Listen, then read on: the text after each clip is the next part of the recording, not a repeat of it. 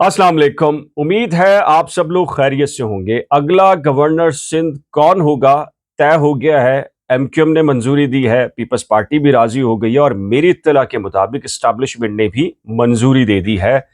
Media के दोस्त, television channels के दोस्त खुशबक शुजात साहबा का नाम चला रहे हैं, लेकिन मेरी इत्तला के मुताबिक बैरिस्टर फरोग नसीम अगले गवर्नर सिंध बनने जा रहे हैं। जी हाँ, और इससे बड़ी एक खबर है, एमक्यूएम पाकिस्तान राब्ता कमेटी जो तहलील हुई थी, मेरी इत्तला के मुताबिक ये एमक्यूएम की आखिरी राब्ता कमेटी थी। इसके बाद राब्ता कमेटी ने कभी नहीं बनना। फिर ये बड़ा सवाल है कि एमक्यूएम का अगला तंजीमी स्ट्रक्चर या ढांचा क्या होगा, और उससे बड़ा अहम सवाल ये कि अगला सरबराह कौन होगा। इसी वीडियो में सारी तफसीलात आपको बता दूंगा, जरा गौर से सुन लीजिएगा। उसकी वजह है कि मैं भी सो रहा था और एक बुजुर्ग ने झंझोड़ा और कहा कि ये खबरें हैं। उम्र के लिहाज से वो बुजुर्ग हरगिज नहीं है, लेकिन ओहदे और मर्तबे के लिहाज से तासुर लिया जाता है कि वो बुजुर्ग हैं और कुछ इनफॉर्मल लैंग्वेज में अब्बू का नाम इस्तेमाल करते हैं। खैर, मैं आपको ये दोनों खबरें एक ही वीडियो में बयान करने जा रहा हूं, लेकिन प्लीज जरा इसको गौर से और पूरा देख लीजिएगा ताकि आपको पूरा मंजरनामा क्लियर हो सके। बहुत सारे टेलीविजन चैनल्स के जो दोस्त हैं, सहाफ़ी हैं, वो खुशबक शुजात साहबा का नाम चला रहे हैं क्योंकि वो जरदारी साहब की वजह से आया था, जरदारी साहब ने दिया था। और कई दिनों से जो डॉक्टर आसिम हुसैन हैं वो मुलाकातें कामरान टसूरी से कर रहे हैं, तो ये इत्तला भी थी कि उनको जबरी तौर पर घर भेजा जा रहा है। तो उसके तनाजुर में ये सब यही समझ रहे हैं कि खुशबक शुजात साहबा का नाम फाइनल हो गया है और अगले एक आध दिन के अंदर बाकायदा ये पब्लिकली अनाउंस भी हो जाएगा।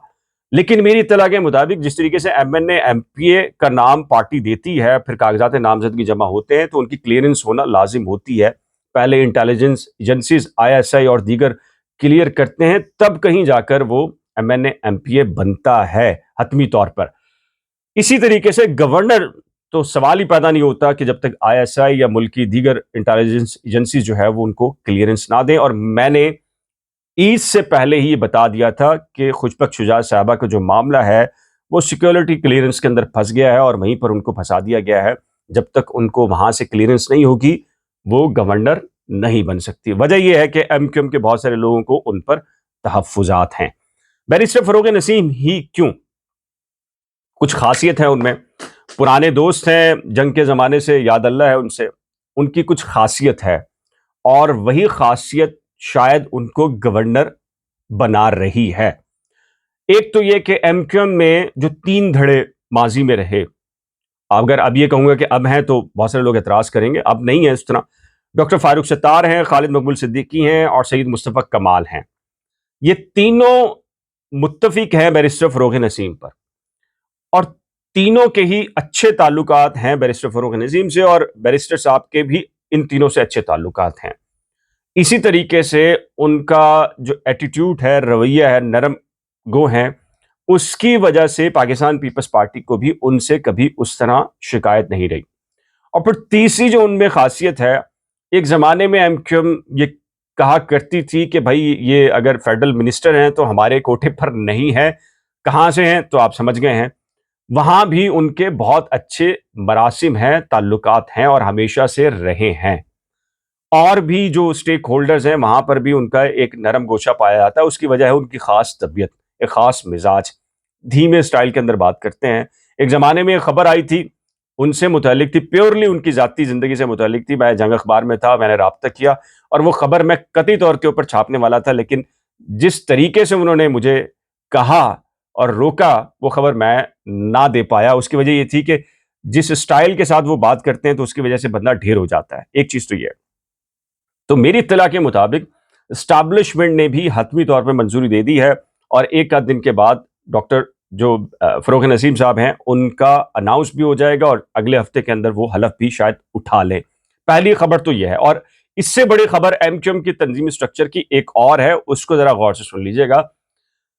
ये बता रहे हैं, या जिन्होंने झंझोड़ कर मुझे सोते हुए उठाया और खबर दी, उनका ये कहना है कि भैया ये जो राब्ता कमेटी थी एमक्यूएम की, ये आखिरी राब्ता कमेटी थी, इसके बाद कोई राब्ता कमेटी नहीं बननी। तो सवाल ये पैदा होता है फिर क्या होगा।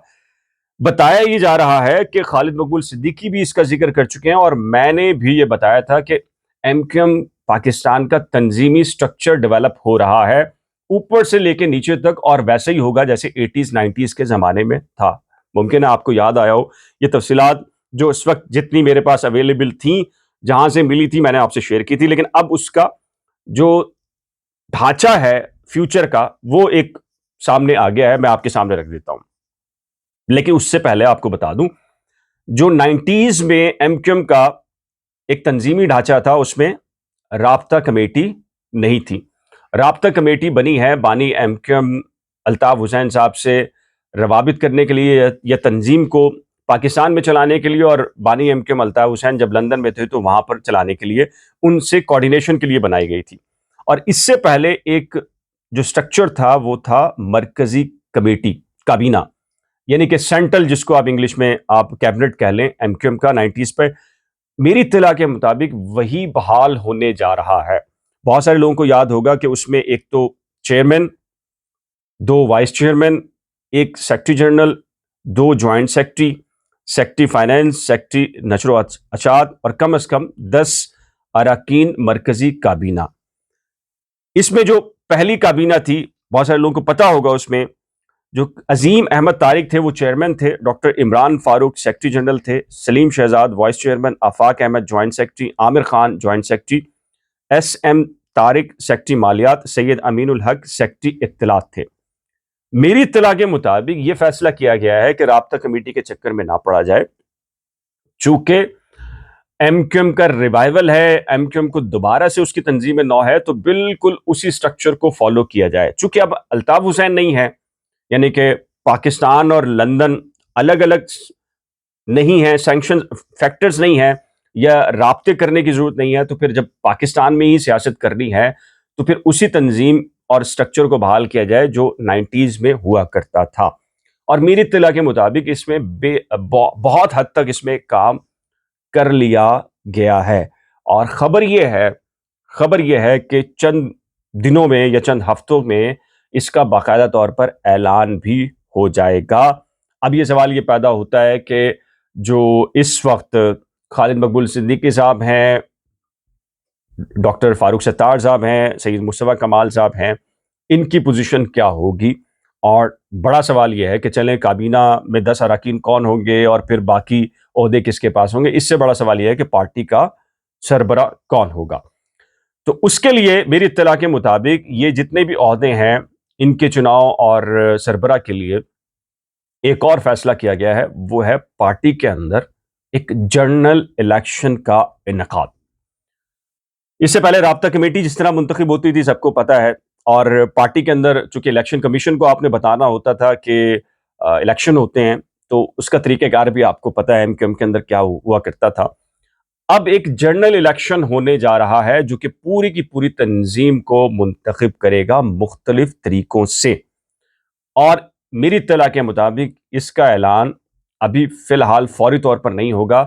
جیسے یہ نئے گورنر آ جائیں گے، کچھ چیزیں ایسی ہیں جن کو سیٹل کرنا ابھی مطلوب ہے تنظیمی طور پر، اور ممکن ہے کہ وہ دینا خبر قبل از وقت ہو جائے گا. تو وہ جب چیزیں سیٹل ہو جائیں گی تو اس کے بعد پارٹی کا سربراہ بھی اور جو باقی معاملات ہیں اس کا بھی اعلان ہو جائے گا، اور جنرل الیکشن کا بھی اعلان کر دیا جائے گا. مزید اس میں بہت ساری کچھ تفصیلات ہیں، کوشش کروں گا کہ لائیو سیشن جب کروں گا تو آپ کے سوال جواب بھی ہوں گے، تو اس میں ساری حقیقت بیان کر دوں گا کھل کر. ولاگ چونکہ مختصر ہونا چاہیے، بہت سارے لوگ کہتے ہیں کہ لمبا ہوتا ہے، طویل ہو جاتا ہے، اور اس کو دیکھنا وقت کی مصروفیت کی وجہ سے ممکن نہیں ہوتا، تو اس کو یہیں پر ختم کر رہا ہوں. اپنی قیمتی رائے کا اظہار نیچے دیے گئے کمنٹ سیکشن میں ضرور تحریر کیجیے گا. اگر آپ نے میرے یوٹیوب چینل کو ابھی تک سبسکرائب نہیں کیا تو براہ کرم سبسکرائب کر لیجیے گا اور بیل آئیکن کو لازم پریس کیجیے گا. خدا حافظ.